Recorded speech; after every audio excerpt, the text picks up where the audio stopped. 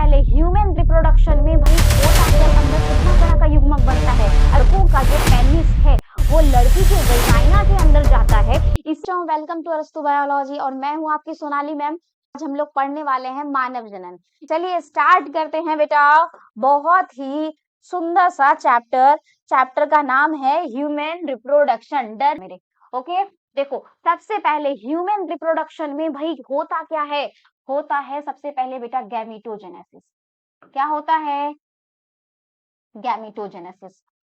GN गैमीटो GENESIS गैमीटोजेनेसिस यानी बेटा मेरे साथ साथ लिखोगे युग्मक जनन। क्या होता है? युग्मक जनन। और भाई हम लोगों के अंदर कितना तरह का युग्मक बनता है। अगर तुम लड़का हो तो तुम्हारे अंदर स्पर्म बनेगा यानी नर युग्मक बनेगा, और यदि तुम लड़की हो तो तुम्हारे अंदर बेटा छोटी छोटी सी अंडाणु बनेगी। क्या बनेगी? अंडाणु, फीमेल गैमेट, मादा युग्मक। ओके, तो सबसे पहले क्या होना है बेटा? युग्मक बनना। एकदम ध्यान से सुनना, ये वाला टॉपिक सुन लिए ना तो आगे इजी हो जाएगा समझना। सबसे पहले होता है गैमेटोजेनेसिस, जिसमें हम लोग क्या देखते हैं, किसका निर्माण होता है बेटा?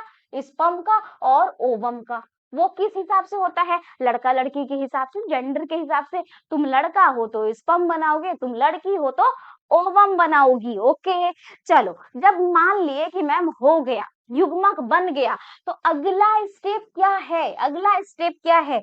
तो बच्चा मेरे अगला स्टेप होता है इंसीमिनेशन। इंसीमिनेशन, ठीक है। इंसीमिनेशन मतलब क्या होता है? वीर्य सेचन। क्या बोलते हैं इसको? वीर्य सेचन।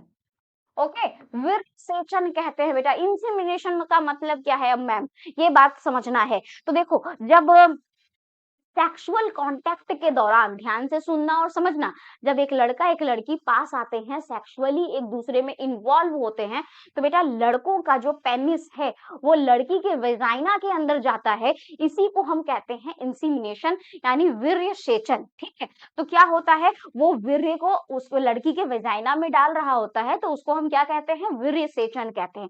डन, समझ आया? सबसे पहले क्या हुआ? एक लड़का है एक लड़की है, इन दोनों के अंदर गैमेट बना। लड़के के अंदर कौन सा गैमेट बेटा? स्पर्म यानी शुक्राणु। और लड़की के अंदर क्या बन रहा है? ओवम।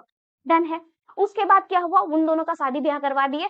वो लोग अब जो है पास आए, सेक्सुअली पास आए, फिजिकली पास आए। तो फिर क्या हुआ कि वीर्यसेचन की घटना हुई, यानी मेल अपने स्पर्म को फीमेल के वजाइना में डाला। उसके बाद क्या होता है मेरे प्यारे बच्चों? उसके बाद होता है ये जो शुक्राणु है, सॉरी, ये जो शुक्राणु है और अंडाणु है वो आपस में मिलते हैं, तो उसको हम लोग कहते हैं फर्टिलाइजेशन। क्या कहते हैं बच्चों मेरे? फर्टिलाइजेशन। हिंदी में आप क्या बोलोगे मैम? निषेचन। क्या बोलोगे? निषेचन। क्लियर? निषेचन हो गया। निषेचन होने के जस्ट बाद मेरे प्यारे बच्चों ध्यान से देखो, आगे तुम लोगों का लाइफ इसी में गुजरने वाला है। ठीक है, सबके लाइफ में ये फेज आता है। तो अभी तुम लोग इसमें हो, गैमेटोजेनेसिस में हो। चलो, फर्टिलाइजेशन यानी निषेचन। निषेचन के जस्ट बाद क्या बनेगा मैम? जाइगोट। ZYGOTE, zygote. ठीक है, युग्मनज। हिंदी में क्या बोलोगे? युग्मनज बनेगा। और युग्मनज किस फॉर्म का होता है बच्चों मेरे? 2n वाला होता है। कैसा होता है? 2n वाला। स्पर्म और ओवम कैसा है? n वाला है। कैसा है बच्चों? n वाला है, यानी हैप्लॉइड है। दोनों आपस में मिल गया तो क्या बन गया? 2n बन गया। डन। अब जैसे ही बेटा हमारा युग्मनज बन जाता है ना, तो ये जो युग्मनज है, ये जो जाइगोट है, ये जाइगोट करता है सेल डिवीजन। ये क्या करता है? Cell division. 1 से 2, 2 से 4, 4 से 8, 8 वाले को मोरूला, मोरूला के बाद ब्लास्टोसिस्ट बनता है। ध्यान से सुनना, क्या बनता है? ब्लास्टोसिस्ट। ब्लास्टोसिस्ट, इसको कहते हैं कोरक पुटी। कोरक पुटी, हिंदी में बोलते हैं कोरक पुटी।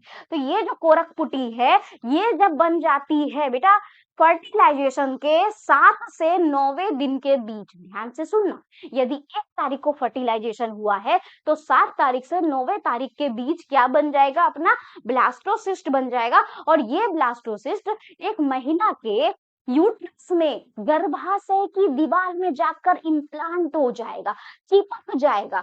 अब वहां वो 9 महीने तक चिपक करके धीरे धीरे धीरे धीरे बड़ा होगा। तो जो चिपकेगा ना, उस चिपकने को मेरे लल्ला कहते हैं इम्प्लांटेशन। क्या कहते हैं? इम्प्लांटेशन, अंतरोपण। क्या कहोगे? अंतरोपण, ठीक है, इम्प्लांटेशन। अब जब इम्प्लांटेशन हो जाता है तो वहां वो धीरे धीरे धीरे धीरे डेवलप करता है। कब? फर्दर 9 to 10 मंथ, है ना, 9 to 10 मंथ के बीच में वो धीरे धीरे डेवलप करता है, वो अपने साइज को बढ़ाता है। सबसे पहले तो वो डेवलप होगा, फिर धीरे धीरे साइज बढ़ेगा, तो इसको कहते हैं एम्ब्रियोनिक डेवलपमेंट। क्या कहते हैं बच्चों? Embryonic development. ध्यान से लिखोगे, एम्ब्रियोनिक डेवलपमेंट। हिंदी में क्या बोलते हैं? भ्रूण परिवर्धन। क्या बोलोगे? भ्रूण परिवर्धन। समझ में आया क्या कहते हैं? भ्रूण परिवर्धन। क्या यहाँ तक सीख रहे हो? जल्दी से बताओ, क्या यहाँ तक सीख रहे हो? यहाँ तक समझ में आया है? कहाँ तक हम लोग देख लिए? एम्ब्रियोनिक डेवलपमेंट हो रहा है बेटा, जैसे ही ब्लास्टोसिस्ट बने उसके बाद एम्ब्रियोनिक डेवलपमेंट होना स्टार्ट हो गया। और कब तक चलेगा? ये चलेगा 9 to 10 मंथ। 9 to 10 मंथ चलने वाला है ये पूरी कहानी। उसके बाद देखो मेरे बच्चों, उसके बाद देखो क्या होगा, 8 नंबर। फिर एम्ब्रियोनिक डेवलपमेंट जब हो जाएगा पूरी तरह से, तो बच्चा मेरे होगा पास्चुरेशन। क्या होगा? पास्चुरेशन। जैसा कि हम लोग पढ़े थे, क्या होगा? प्रसव, सॉरी प्रवस हम लिख दिए, प्रसव, प्रसव, ओके।